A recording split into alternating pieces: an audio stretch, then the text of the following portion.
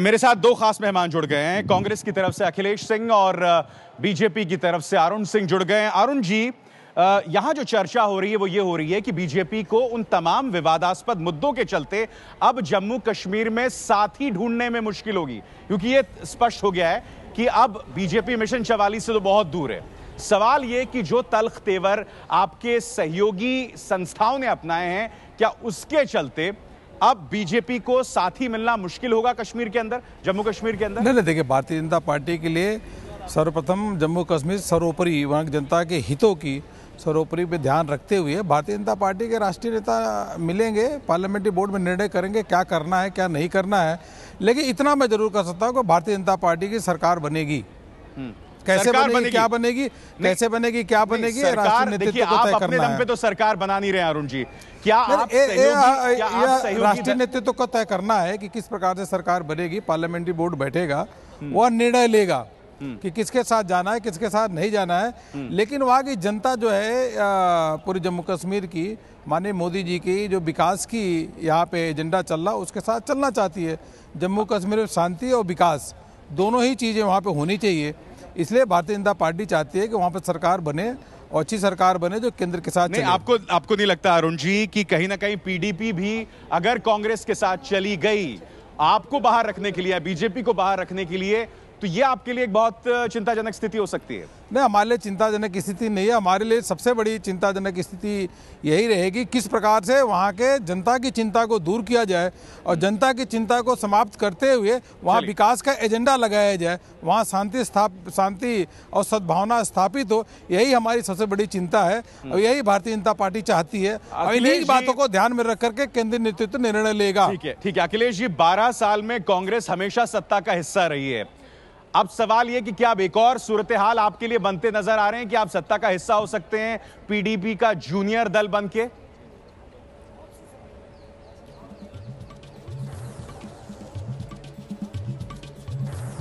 चलिए, अब कम से कम आप सत्ता का हिस्सा बनने के हमारे बारे में चर्चा आप कर रहे हैं लेकिन सारी हाइप क्रिएट करने के बाद एग्जिट पोल, ओपिनियन पोल, सारा माहौल, उसके बावजूद बीजेपी दोनों राज्यों में 12-12, 13-13 सीटें बस ज्यादा पा रही है पिछले चुनाव से, और वो भी झारखंड में 12-13 सीट ज्यादा पाई है पिछले आंकड़े से, उसमें उसके एलाइज भी हैं। तो इतने कुछ करने के बाद बीजेपी यहां पहुंची है और हम जम्मू कश्मीर में जहां थे कमोबेश वही हैं। परिणाम आने तक हो सकता है कुछ सीटें बढ़ भी जाएं। आज महत्वपूर्ण यह है कि सुबह जो माहौल चैनलों पर दिख रहा था, उत्साह मीडिया के लोगों के द्वारा भी और चारों तरफ, वो हकीकत में कुछ और बदलता जा रहा है। सत्ता जरूर इनके करीब है, लेकिन जो सुबह से बोल रहे हैं, अभी हमारे साथी भाजपा के भी बोल रहे हैं, सरकार मेरी बनेगी। सेकेंड लार्जेस्ट आज रुझानों में भी हैं, लेकिन सरकार मेरी बनेगी। सरकार के लिए बीजेपी कितनी लालायित होती है आप देखें। 370 भी छोड़ दिया जिसके लिए लोकसभा में आए। अलगाववादियों से कहते हैं हम कभी कुछ नहीं करेंगे, उनसे बात भी की, सफरन रिवोल्यूशन की भी बात करने लगते हैं। तो इनको सत्ता चाहिए। चलिए, राम के नाम पे मिली तो राम को छोड़ दिया। चलिए, सत्ता के भागीदार अखिलेश जी सवाल ले लेते हैं, कुछ सवाल ले लेते हैं अखिलेश जी। ठीक है, शिवसेना से शुरू कर दें। अखिलेश जी, आप बार बार ये कह रहे हैं कि भाजपा ने सारे घोड़े खोल दिए, भाजपा ने बहुत सारा काम किया। ये काम करने से आपको किसने रोका था? जब चुनाव लड़ना है और चुनाव लोकसभा का आप देख चुके हो, आपकी क्या हालत हुई, उस हिसाब से फिर आपको जम्मू कश्मीर और झारखंड का भी चुनाव उसी ताकत से लड़ना चाहिए था। और वो ताकत आप झोंक देते तो शायद आज नतीजा कुछ और होते, आप सत्ता में आने का चांस था आपका। संक्षेप में जवाब दीजिएगा सर।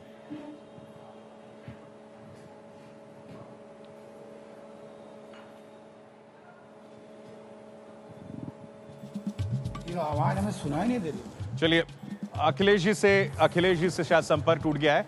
अरुण सिंह, आपसे सवाल है मेरा। सवाल ये कि क्या सबसे आपके लिए बेहतरीन विकल्प कौन होगा?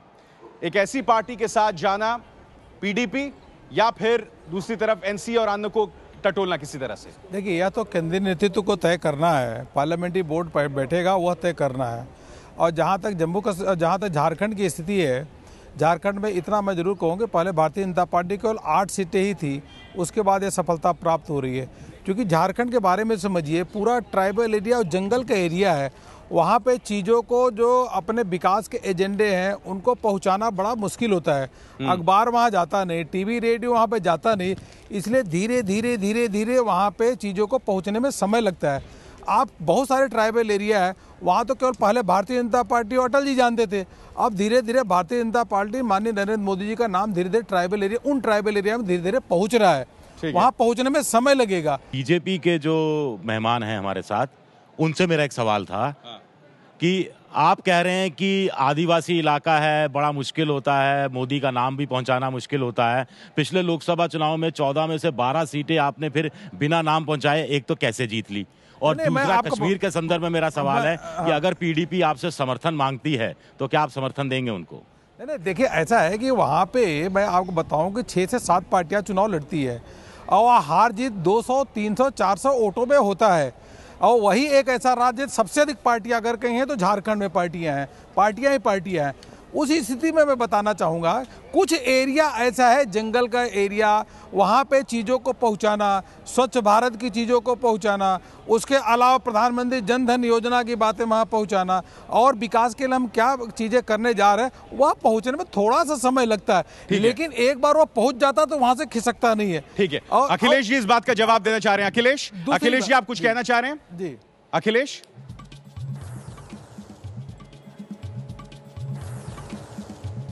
देखिए, जब से झारखंड बना है तब से मैक्सिमम टाइम बीजेपी ने वहां पे हुकूमत की है और आज यह बता रहे हैं कि ये समस्या है, वहां तक हम पहुंच नहीं पाए हैं। खुद एक्सेप्ट कर रहे हैं कि सिर्फ हवाई राजनीति के बदौलत किसी भी प्रकार से सत्ता में आ गए हैं। नईम अख्तर साहब, सीधा सवाल बहुत आसान है, अगर इस वक्त पीडीपी और बीजेपी साथ जाएं तो मेरे ख्याल से अब एक निर्णय की स्थिति आ गई है। आपको नहीं लगता कि ये सीधा सवाल का जवाब मिलना जरूरी हो गया कि क्या पीडीपी बीजेपी के साथ जाएगी? नईम साहब।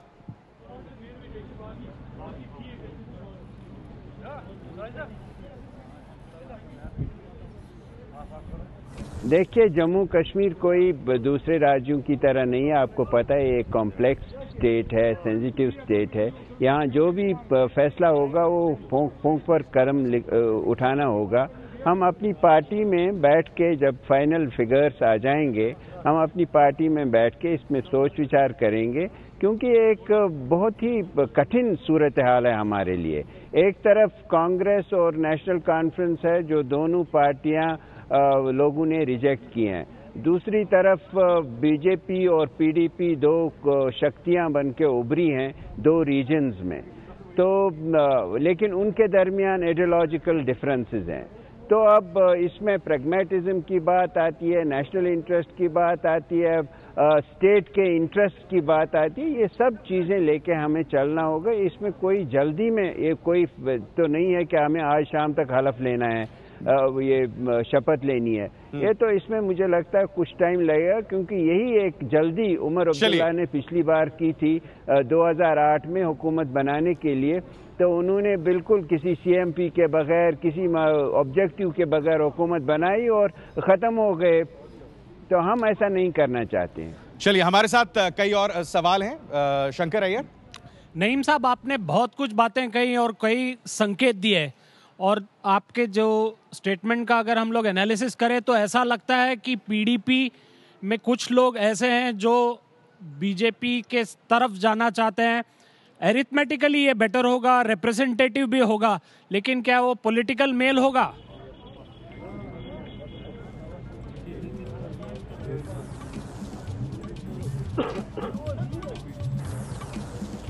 वही मैं कहता हूं कि हमारे लिए कैच 22 सिचुएशन है कि एक तरफ तो जरूरत है इस बात की कि कोई जो क्षेत्र है, कोई भी जो रीजन है स्टेट का, वो एलिनेट ना हो।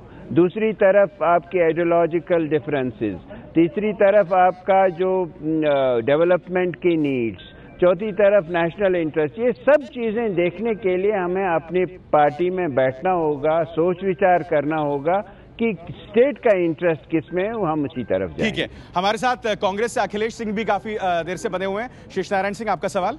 अखिलेश सिंह जी, ये नईम साहब तो सीधा सीधा संकेत दे रहे हैं कि नहीं, आप हारी हुई जमात हैं, आपको साथ नहीं लेने में इंटरेस्टेड हैं। ये प्रैग्मेटिज्म के चक्कर में ये बीजेपी में जाएंगे तो अब आपके हाथ में क्या आएगा जम्मू कश्मीर में? लगता है न खुदा ही मिला न विसाले सनम। जवाब की उम्मीद करता हूं मैं। देखिए, अभी तो हमारी पार्टी तीसरे स्थान पे है, वहां पे तीसरे स्थान पे अभी हम हैं। जो पहले दूसरे पे परिणाम आने के बाद जो पार्टियां होंगी वो क्या स्टेप उठाती हैं, उसके बाद कांग्रेस पार्टी के जो वहां स्थानीय नेतृत्व हैं वो लोग उसके नेतृत्व से मिलकर बात करके बताएंगे। लेकिन अभी जो दो लार्जेस्ट पार्टियां हैं उनका रुख ज्यादा महत्वपूर्ण रहता है।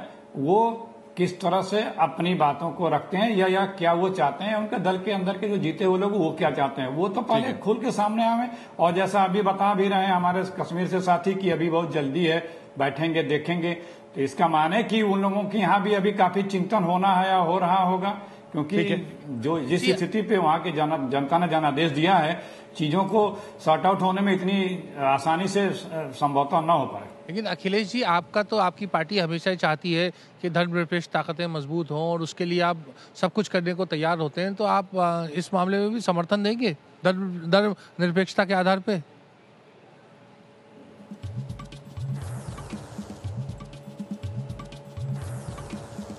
हमने कभी धर्मनिरपेक्षता से समझौता नहीं किया, यह बात सत्य है। लेकिन मैंने पहले भी कहा आपसे कि जो दो लार्जेस्ट पार्टियां हैं उभर के आएंगी चुनाव परिणाम, अंतिम परिणाम आने के बाद, उनके ऊपर बहुत कुछ डिपेंड करता है।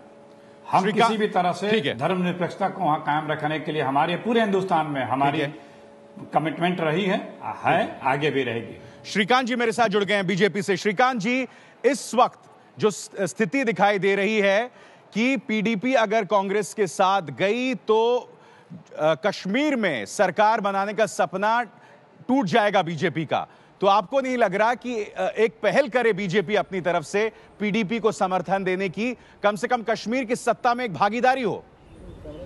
मैं आपके सवाल का जवाब दूंगा, लेकिन एक मैं टिप्पणी करूंगा कि जिस तरह से झारखंड में और जम्मू कश्मीर में, झारखंड में हम पूर्ण बहुमत से अपनी सरकार बनाएंगे और जम्मू कश्मीर में किसी राजनीतिक पार्टी की जीत से बड़ी जो जीत है वो भारतीय तिरंगे की जीत है, देश की जीत है और जम्मू कश्मीर के आवाम की जीत और खासतौर से वैली के लोगों की जीत है, जिन्होंने ईवीएम पर बटन दबाकर आतंकवादी, अलगाववादी और सीमा के उस पार जो लोग बैठे हैं उनके मुंह पर एक करारा तमाचा मारा है। चलिए ठीक है, वो बोल दिया आपने। मेरे सवाल का जवाब दीजिए। जहां तक आपका सवाल है, हम वहां बहुत अच्छा परफॉर्म हमने किया है, 11 सीट थी हमारी, और जो भी फैसला जम्मू कश्मीर के बारे में हम लेंगे, क्या आप जम्मू पीडीपी को समर्थन देंगे? सीधा सा सवाल है, थोड़ा पेशेंस रख लीजिए। जम्मू कश्मीर के बारे में जो भी फैसला लेगा हमारा राष्ट्रीय नेतृत्व लेगा, पार्लियामेंट बोर्ड की बैठक होगी, उसमें समीक्षा होगी और आगे की रणनीति हमारी क्या होगी उसमें हम फैसला लेंगे और आपके साथ कम्युनिकेट करेंगे। तो बड़ी खबर यह भी है कि सज्जाद लोन हंदवाड़ा से जीत गए हैं। उमर अब्दुल्ला अपनी सीट से हार गए, बावजूद इसके कि उन्होंने शिफ्ट किया था गांदरबल से, वो हार गए हैं। तो सियासत कश्मीर की ही नहीं बल्कि झारखंड की भी निहायत दिलचस्प बनी हुई है। एक बहुत ही छोटे से ब्रेक के बाद एबीपी न्यूज पर हम फिर लौट रहे हैं।